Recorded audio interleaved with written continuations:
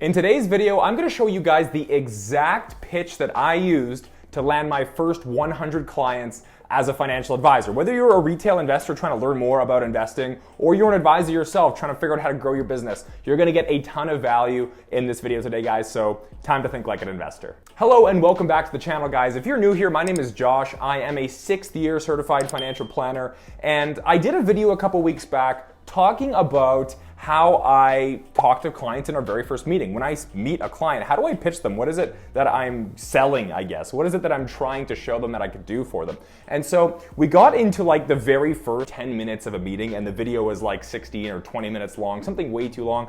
So we never actually got into the pitch. And so I asked in the comments if you guys wanted part 2, and that's what today is. Today is part 2. I'm gonna bring you through the illustrations and kind of the pitch that I were to give to a client that allowed me to have a little bit of success. And this isn't to say that you're going to have success doing this. I'm just showing you what worked for me. And I believe you're gonna see like firsthand how an education first approach over a sales approach helped me out to grow a lot faster, especially when I was kind of an underdog. I was very young, didn't have a lot of experience, didn't have a lot of credentials behind my name. To me, finance, investing, all these things we're talking about, they're so abstract. There's no product you really get to touch or see other than like a chart on a computer screen. So for me, it's very important that I give clients visuals. And so the way it starts is if I get into the actual, let's call it pitch of a meeting, which it really isn't, it's more of like an educational session that's engaging and hopefully fun for some people.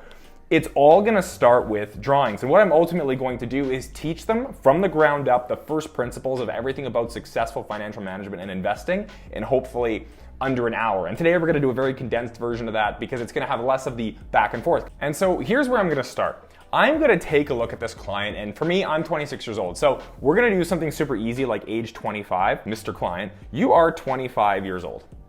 And do you know the average retirement age? Do you have a general guess as to what retirement age might be? And over time, lots of people will say 55 to 65 to 70. Most people end up right around that 65 range. And then I say, well, do you know the average life expectancy for a Canadian or an American? Like, do you know what that is? And a lot of the time they'll say, yeah, 79, 90. And the correct answer I'll tell them is, hey, it's 85, but we're gonna assume you're a healthy person. You look pretty happy and optimistic. You're not that upset to see me. Maybe your life's pretty decent. You might live to 90. Let's give you an extra 5 years here just for the benefit of the doubt. And so I say your life is really gonna have two main phases if we think financially. The first one's gonna be grinding it out in your early 20s, trying to accumulate some money over the course of your life to the point where you get to 65. And then in the future, you're going to actually decumulate that money, maybe at retirement age or hopefully earlier if we plan right. That money is going to then be decumulated so that you can live off of that money for the rest of your life, correct? And everyone agrees with this because it's obvious. This is kind of how financial lives work. What I then ask is, well, what do you think the average person your age can save per month towards like long-term retirement investing? Set it and forget it, never think about it again. And most people will say something around the range of 300 to 1,000. It varies for everybody, but what I'm doing is I'm personalizing everything I'm saying to that specific client. So let's say you say 500 bucks. That's a very common answer. So someone says, okay, well, I can probably do about $500 a month to put away and never see it again.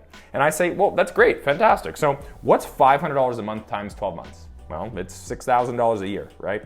So we have $6,000 a year. And what's $6,000 a year times, how many years do we have? We have 40 years. $6,000 a year times 40 years, $240,000. So now you have done a fantastic job. You got to the point where over here at the top, you've accumulated $240,000. Now, what happens if we're going to withdraw that $240,000 and live off of it from 65 to 90? How many years is that? Well, that's 25 years, right? So we have to, in addition to, you know, buying a house in here and maybe having a family and, you know, maybe buying a couple cars along the way or whatever it is we want to do, we also have to save enough so that at 65, we have enough to withdraw for the rest of our life. And even then, if we think about dividing $240,000 a year, and I do all these calculations in front of them, right? $240,000 a year divided by 25 years, that's 9,600 bucks a year. If we divide that by 12 months, that's $800 a month. And so here's the obvious problem, right?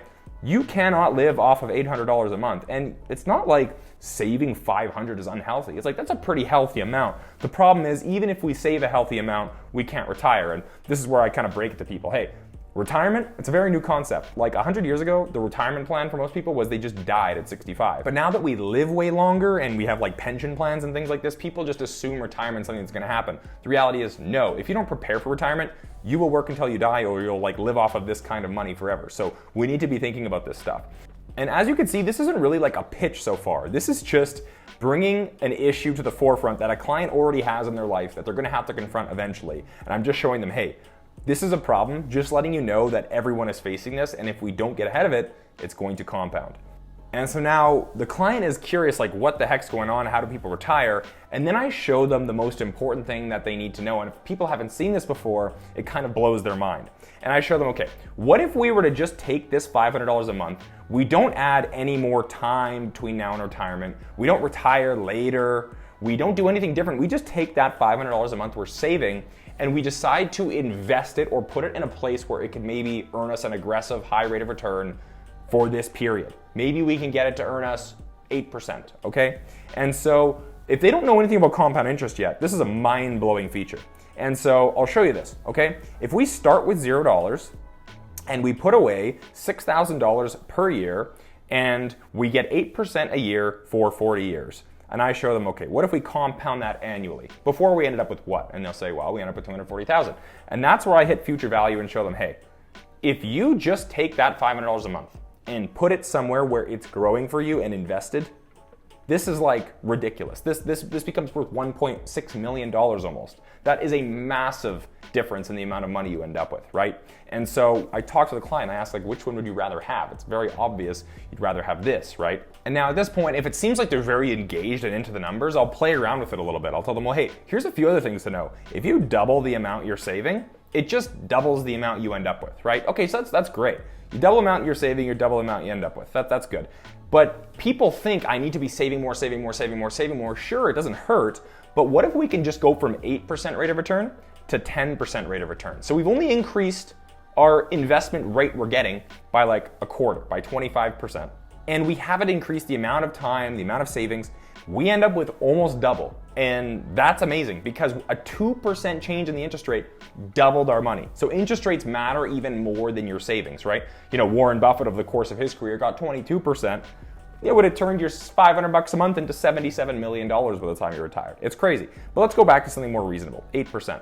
Now, what if we were to only start thinking about this problem at 40 and we don't start preparing for it now, we start preparing for it at 45? Well, in that case, you're only gonna have 20 years to invest. And that 1.5 million becomes $270,000. You know, not a lot more than had we just saved in the first place. So what I'm ultimately getting at here is I'm showing them, hey, here's the dynamics of compounding.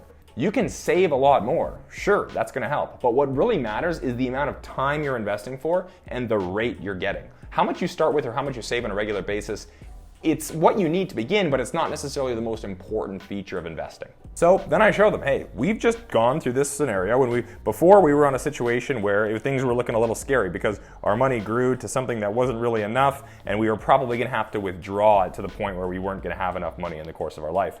Whereas now, if we compound this money, we're gonna see this chart do something more like this, and then we're gonna have something to spend off of on the way down. And so here is something really fascinating that I then show them, right? Here's the next piece. Well, what did we end up before?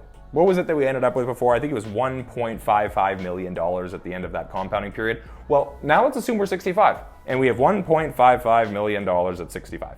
And I'm literally walking the client through this the whole way. Now let's solve for what kind of income that could spit out for us if we keep it invested. In retirement, we don't just take all that money and then live off of it every month. What we do is we keep it invested and live off the interest, right? That way we don't touch nearly as much principal over time. So let's say our future value is gonna be 0. We're gonna spend this thing all the way down to 0. And maybe because we're older now at 65, we can't really take a ton of risk or a ton of aggression in our investments. Maybe we can only get 4%. And we're gonna do this for the 25 years from 65 to 90. What did we end up with before? We ended up with like $800 a month or $9,600 a year when we just divided that 240 grand that we saved. If we invest and continue investing and just withdraw the minimum amount every year, we end up being able to take out $100,000 a year. That's a 10x improvement from saving. The amount of retirement income has 10x'd, okay? So this is incredible. Just by deciding to put our $500 in a place where it's growing for us and maintain a system like this throughout our life, we can 10x. You know, in golf, we have this saying, it's like, hey, let the club do the work. Stop thrashing at stuff. Stop trying to try so hard. In investing, it's, hey, let the compounding do the work. How can we get compounding working to each one of our goals so that it becomes 10 times, 5 times, 3 times as easy to achieve those things we want in life. And this is inspiring because a client sees that, wait a second, the whole idea of being a millionaire they thought that was never impossible with their job or their habits, it's immediately become possible. There are tools at their disposal that I can show them and that they can use that can get them to a place or a lifestyle. You got 80 years in life, you gotta maximize those. And at this point, the clients, sometimes they glaze over and they get shook because they realize, wait a second, everything I thought my life would be, the limit of what I thought was possible has now increased. Maybe I need to start dreaming bigger. Maybe I need to start thinking about more exciting things. Maybe I start to get more excited about what my life could be. And that's kind of this whole process of showing them how managing your money right can just catapult your whole entire lifestyle. But moving on, the next big question is, okay, Josh, I understand saving $500 a month. I understand doing it for 40 years. I understand this stuff. What I don't understand is, where does 8% come from? Like, that's wild. My bank gives me like 1% or 2%. And I say, aha, fantastic question. That's where we start to discuss the next piece, which is the different asset classes, the different types of investments. And for most people, this is where things get complicated because it's like, oh, we're gonna talk about investments and what to buy. It's like, no, we're gonna make it really simple. Here's one of the greatest things about learning investing is almost every single investment in the entire world can be broken down into 3 asset classes. There's stocks, there's bonds, and there's real estate. Those are the 3 main asset classes, and I would say most could be categorized kind of into one of those broad ideas. So let's walk through them, okay? The first one, I asked the client, have you ever heard of stocks before? And they've heard of AMC and GameStop and YOLOing cannabis companies. Of course they've heard of stocks. Have you heard of bonds before? And most clients at this point will say, yeah, like I've kind of heard of it, but I don't know what they are. And most clients actually don't know what they are. And then I say real estate. That's pretty simple. Like, you've heard of people buying real estate. And they're like, yeah, I understand real estate. So here's the main investments. And I say to them, okay, a stock is really simple. It's just a share in a company, right? So we have a company like Tesla, which everyone hears about. And that isn't just owned by Elon Musk. Maybe he owns a big piece of it, but the rest of Tesla is owned by hundreds of thousands or even like millions of people. Not actually millions, but you get the point. And the reality is, you can decide over here to be a shareholder of Tesla. You can give away your $1,000 that you have saved and you can invest it in shares of Tesla. And in return, you will get a tiny little slice of the Tesla pie. This is your Tesla share. And what you get for being a business owner is 2 things. You get to benefit when the value of that stock increases. Maybe the value of that stock goes from $1,000 to $1,200. Now you have made $200. And now the second piece, not that Tesla pays you any, but a lot of companies, out of the profits of the business, will pay dividends. So the first way you make money is change in the price of the stock, okay? Second way you make money is profits in the company, and profits we call dividends. Every year, every quarter, every whatever, a company might be profitable and they'll pay their shareholders a dividend. So that's the 2 ways you make money investing in stocks. It's exciting because you can see the value of your stock change over time. Really good news helps the company, really bad news hurts the company. But over time, if you have a profitable business, it's gonna pay you dividends anyways, and over time will likely grow. Now, understanding real estate is super simple. Everyone knows somebody who's gone out and they have traded their money for a piece of property. And in return, they got a house, and maybe they rented out this house to a group of other people. And so long as these people are paying more in rent than you have in expenses between the mortgage and the taxes and the insurance and all these things, you have a profit at the end of the month. You have rental income minus rental expenses is equal to your profit. And that's what real estate investing is. And so you don't just have to buy physical real estate. On behalf of our clients, we don't go out and buy a rental property. We invest in something like a REIT, or we invest in a structure that flows their money into other real estate investments, okay? Now, the bond discussion is usually not review, it's usually something new for the client. And so it's super simple to illustrate though, because you've gotten a loan before, you've gone out and bought a car and had to make payments, and you paid back both principal and interest, right? That's all a bond is. You can tell that financing company made money off of you when you took out your mortgage or took out your car loan because you paid back more than it was worth. And that's what a bond is. A bond just means you're bonding yourself to a contract to pay money back. The most common types of bonds would be government bonds. I don't really know how to draw government. This one I never really know what to do. I'll just say gov. And then there's you over here. and you can invest your money in government projects. Not actually, they just sell you a bond because they need that money to fund their operations. One of the funny things is that tax revenues that a government takes in aren't even close to cover their spending, so that's why they issue bonds, is to make up for that shortfall. But anyways, you get a government bond, which is essentially an IOU, and over time, bonds pay a fixed rate of interest for the most part. And so the government will pay you 4% or 3% every single year. And at the end of the bond term, whether it's 3 years or 5 years or 30 years or whatever, you then get your principal back. They pay you back the amount that you started with. So it's essentially like a loan where you get interest throughout the term and then they give you the full amount at the very end. That's how a bond works. Now, knowing these three major asset classes, we know way more about investing than the average person, because what we know is that most investments, whether they're labeled this way or not, will fit into one of those three categories. Now, at this point, a lot of clients are thinking, okay, what's the catch? I could just become a millionaire by throwing money at this thing for a long period of time and just doing nothing. And the reality is yes, but of course there's a catch. And the catch is this. The catch is, over the course of your investing lifetime, there is going to be volatility. If we're going to invest, your money doesn't sit stable like it does in a checking account. You mean actually, the funny thing about a checking account is it will go down over time because of inflation, technically. But your investments will have way more volatility. You're gonna have way more volatility than just having it in a checking or savings account, right? And so here's 3 lines that I've drawn. And I asked the client this, okay, let's take these 4 lines. We know for a fact, I just said it, that the blue one is cash. Where do you think the other 3 asset classes fall on this spectrum? What's the green, what's the yellow, and what's the red? And a lot of the time, people get this 100% right. They say, well, stocks are probably the most because I know those go up and down a lot, and bonds are like government stuff, so that seems pretty safe, and like grannies own bonds. And then, maybe real estate's in the middle. And so they're exactly right. And so in general, if you took all the stocks in the world versus all the real estate in the world versus all the bonds in the world, you generally fall in the spectrum. Of course, there's some stocks that are less risky than a bond and some bonds that are more risky than real estate. But in general, this is how the volatility and return aspects of these assets work. Now, to give you an idea, over the long term, let's say the last 100 years, stocks have returned about, I believe, 11%. That's the ballpark range. Real estate, probably closer to that 6 to 7% range pre-leverage, before taking out the loans of the mortgage that you're allowed to with real estate. And then bonds changed a lot over time, not doing so hot now, but we could probably assume are gonna look like 2 to 5%, right? So we see these 3 different return ranges that you could have on these different asset classes. And the reality is that they just take different amounts of volatility to get to each of them, right? And so now this is the point where we have to have a conversation about risk, because in reality, there are times when these investments are down, right? And that's not great. That's not exciting. Like, oh, Josh, I thought this was a home run. Like you said, I could be a millionaire in 40 years. All I have to do is throw money at this thing and there was no trade-offs.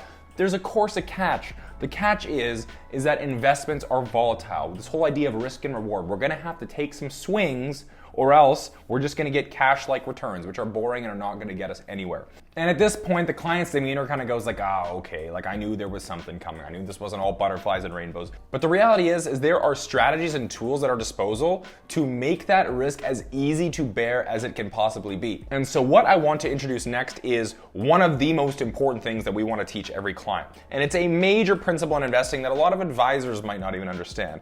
And it's this idea that there is a difference between volatility and risk, okay? Volatility is this. It's our money kind of going up and down and the natural fluctuations. We welcome volatility. That's great. Risk is when we invest in something that goes down to 0 and never comes back. We invested 10 grand in some stock, it's gone to 0, we're never gonna see that money again. That's terrible. This is volatility, this is risk.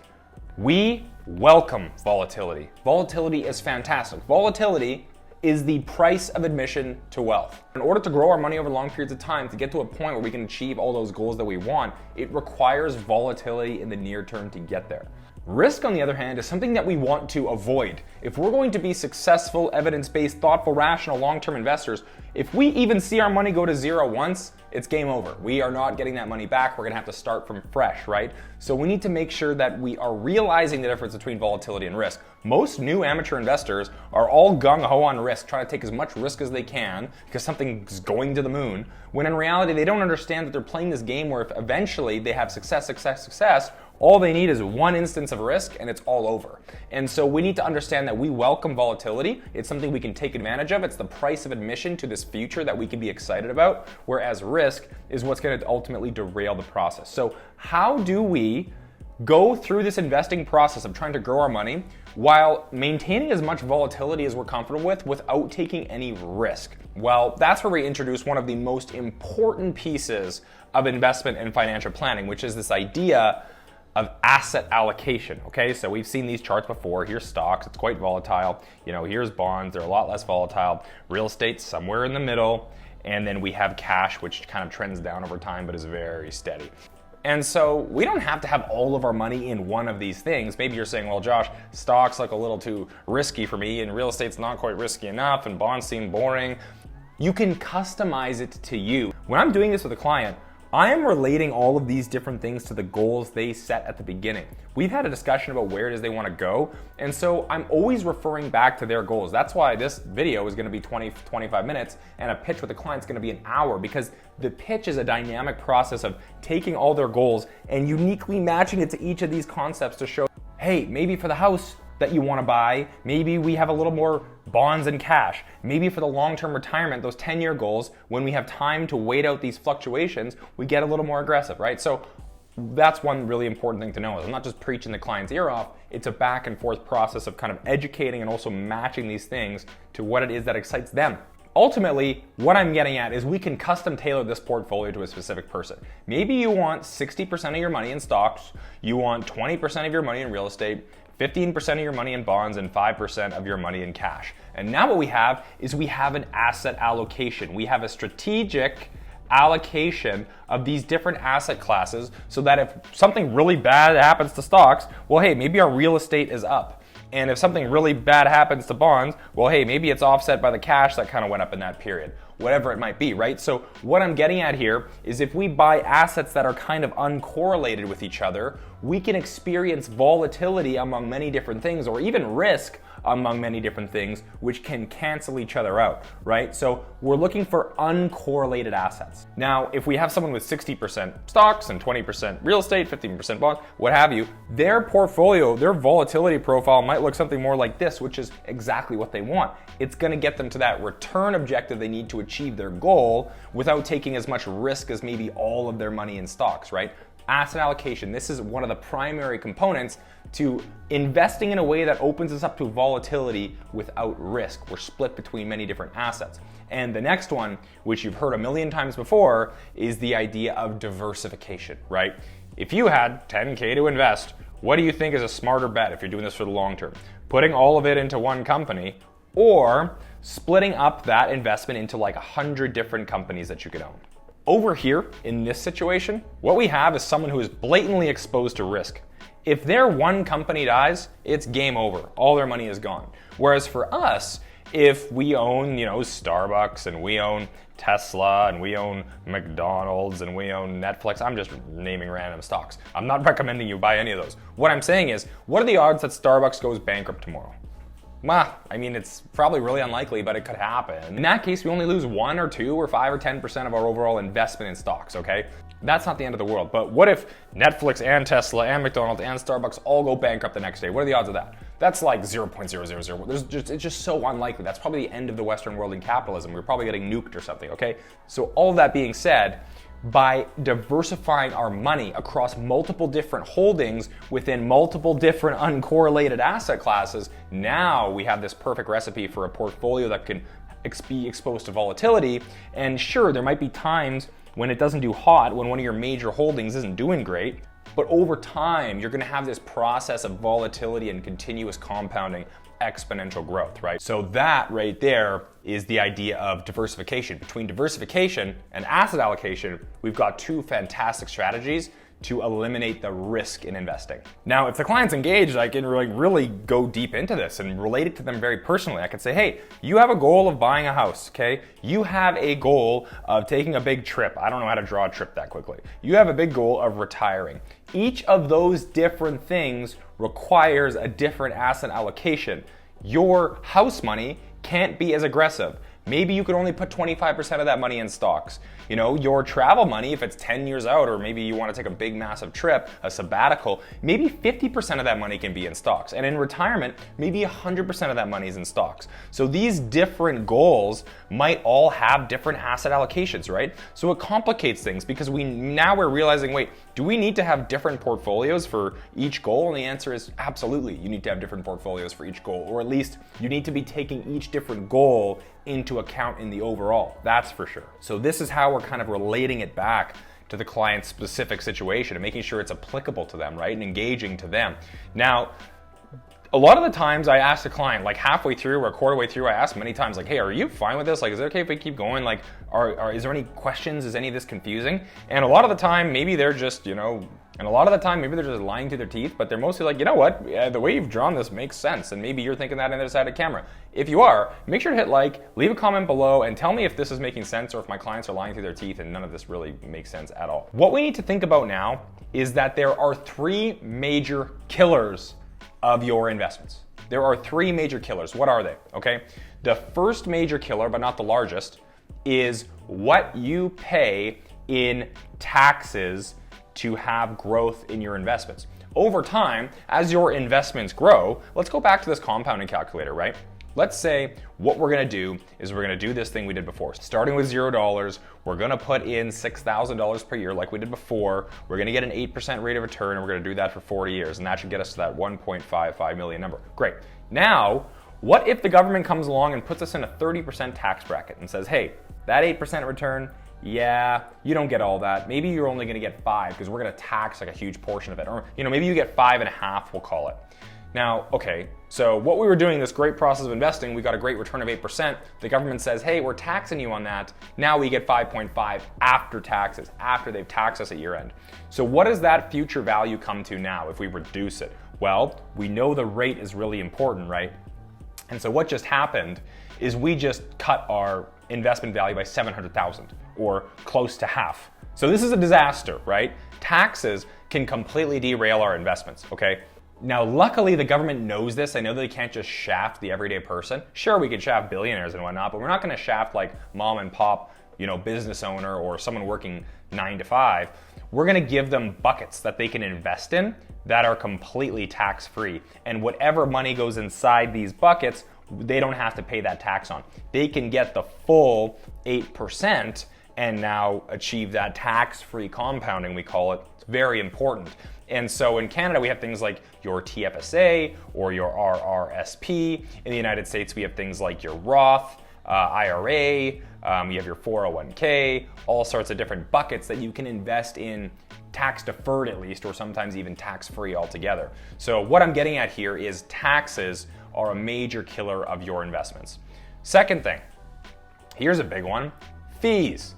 And so this is where clients really appreciate the fact that there's fees involved in this. As an advisor, I charge our clients fees to make sure that these investments are run properly, and the investment managers are going to charge fees. There's all sorts of things that are being charged, and little middlemen here and there taking their little slice of everything along the way, right, in this entire process. So we have to be very upfront and open about fees. Back in the day, even some of the mutual fund managers I'm seeing today are charging 3% out of that 8% to run the investments, do the financial planning, all this sort of thing. So if an investment manager is charging 3%, that reduces our 8 to 5, and there we go. Look at that. Just like that, we have gone from 1.55 million down to 750,000. These are things that we're trying to avoid. We want to make sure that at all costs we're avoiding taxes and we're not paying unnecessary fees. There's an argument to be made that, hey, just do it all yourself because you can reduce that fee. But if you do it all yourself, are you going to do it better than if a professional was doing it for you? That's a decision you have to make for yourself, because you can save on fees by doing it yourself. It is possible. So last thing to think about, right? This one is actually the biggest killer of investment performance, and the reason a lot of people pay fees to have this done. None of this is intuitive human behavior, right? To see your entire net worth do this, not good. There is a lot of really bad things that happen at the extreme ends of investing. If we have a year that's really, really, really good and everyone's making a ton of money, think cryptocurrency, think stocks during 2021, whatever might be going up, the flavor of the month, whatever's doing really hot, people like to jump in and invest a lot of money as these things are gaining steam. And then what happens?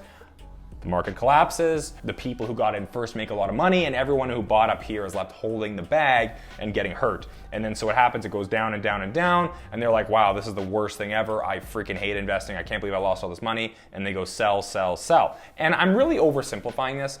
I'm making these people sound stupid, but the reality is everyone does this. I have a tendency to do it. You might think you're smarter, but you're not. Trust me, you are not. And so many people who think they're smart enough to overcome this process are not. Sure, you might be able to overcome this process when you've got 100 grand invested and it drops to 75. When you have $1 million invested and it drops to 600 grand in a market crisis where someone's getting bombed or the end of the financial system is being touted on the television, at that point, you're like, oh my goodness, am I gonna be okay? Is my life over? Is my financial future toast? And the reality is, at that point, most people are gonna sell in those moments. So behavior is huge. Maintaining the faith that this will compound and keeping that long-term horizon. Tuning out the short-term massive swings and understanding, am I on track to achieve the goals I've set? If yes, then there's no changes that need to be made. I'm on course, right? And so what I'm getting at here is, in addition to getting our asset allocation and making sure we're compounding and investing in the right places and thinking about our goals and all these different things, there's also some defense we have to play. We have to play defense against taxes, defense against fees, and we have to help manage our behavior as best as possible, right? So at the end of the day, what is it that I do? What's the pitch? We help get you on compounding curves towards all of your different goals that you have. And we help make those things that you're trying to save for 10 times easier to get to.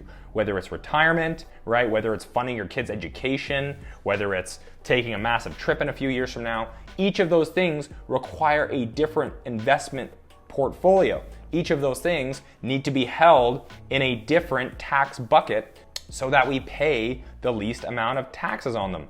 Each of these different things need to make sure we're reducing the fees as best as possible. And altogether, these portfolios, as they sit in these buckets, need to be diversified. And we need to be picking the right investments within each of these, right? So there's a lot on the plate. There's a lot of different things that we're trying to do. But ultimately, the grand outcome for the client is realizing, wait a second, I gotta start thinking bigger because my money can go way further than I think. And ultimately, that's my job as an advisor, is to help people dissect all of the tricky, difficult things about this entire process. But this is the million-mile view. This is like as broad as it gets, trying to nail down what I need to be on the same page with when it comes to talking with a client.